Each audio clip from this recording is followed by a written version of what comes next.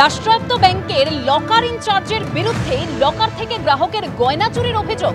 কসবার ফ্ল্যাটে তল্লাশি চালায় পুলিশ এবং যেখান থেকে নগদ 30 লক্ষ টাকা উদ্ধার করা হয়েছে এবং লেকটাউন ও কসবার দুটি বাড়ি থেকে উদ্ধার 60 লক্ষ টাকার সোনা।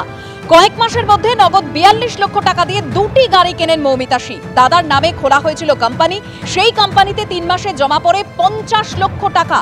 চুরির ঘটনায় ইতিমধ্যে গ্রেপ্তার করা হয়েছে দাদা ও বোনকে। গ্রেপ্তার মৌমিতা শি ও মিঠুন শি। গ্রাহকদের ভুল বুঝিয়ে চাবি ডুপ্লিকেট করে গয়না চুরি, এরকমই পুলিশ সূত্রে খবর পাওয়া যাচ্ছে।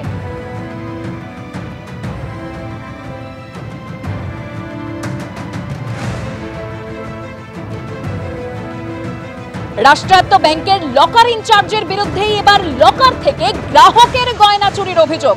কসবার বাড়িতে পুলিশ তল্লাশি চালায়, সেখান থেকে নগদ 30 লক্ষ টাকা উদ্ধার করে।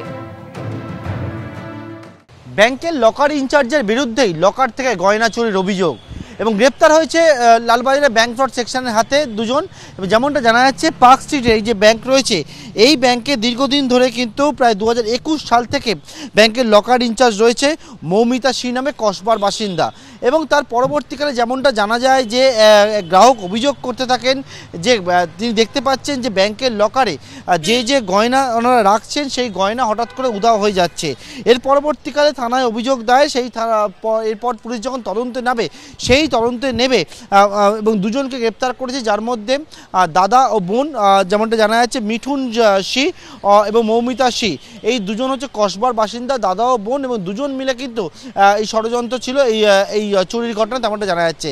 লকার ইনচার্জ সম্পর্কে যেটা পুলিশ সূত্রে দাবি সেটাই হচ্ছে যে তদন্তে যখন পুলিশ আসে, ব্যাংকের বিভিন্ন নথিপত্র, সিসি ক্যামেরা ফুটেজ সবটা খতিয়ে দেখতে শুরু করে এবং পুলিশের দাবি সেক্ষেত্রে জানা যায় যে ব্যাংকের যে লকার ইনচার্জ তিনি গ্রাহকদের কাছ থেকে যে চাবি ছিল সেই চাবি কোনো রকমভাবে ভুল বুঝিয়ে সেই চাবি নিয়ে সেই চাবিকে ডুপ্লিকেট কি তৈরি করতেন, গ্রাহক চলে যাওয়ার পর তারপর সেখান থেকে গয়না বার করতেন। এইরকম কিন্তু অভিযোগ জমা পড়েছে, সেই অভিযোগের পরিপ্রেক্ষিতে তদন্তে নেমেছে পুলিশ। ইতিমধ্যে মৌমিতা শি এবং তার দাদা কসবার যে বাড়ি, সেই বাড়িতে গতকালকে তল্লাশি হয়েছে। সেই কসবা এবং তাদের এক বন্ধুর লেকটাউনের বাড়ি মিলিয়ে প্রায় 60 লক্ষ টাকার সোনা উদ্ধার হয়েছে। পাশাপাশি কিন্তু প্রায় 30 লক্ষ টাকা কসবার বাড়ি থেকে নগদ উদ্ধার হয়েছে এবং একটি কোম্পানি খোলা হয়েছিল, সেই কোম্পানিতে ক্যাশ 50 লক্ষ টাকা ডিপোজিট করা হয়েছে। নগদে ওনারা কিন্তু 42 লক্ষ টাকার কয়েকদিনের মধ্যে দুটি গাড়ি কিনেছেন বলে জানা যাচ্ছে।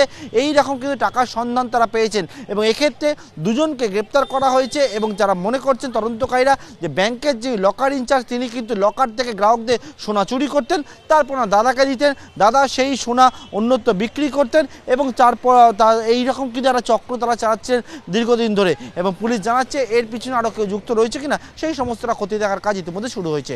ক্যামেরায় অতনু কুণ্ডুর সঙ্গে পার্থপ্রতিম ঘোষ, এবিপি আনন্দ, কলকাতা।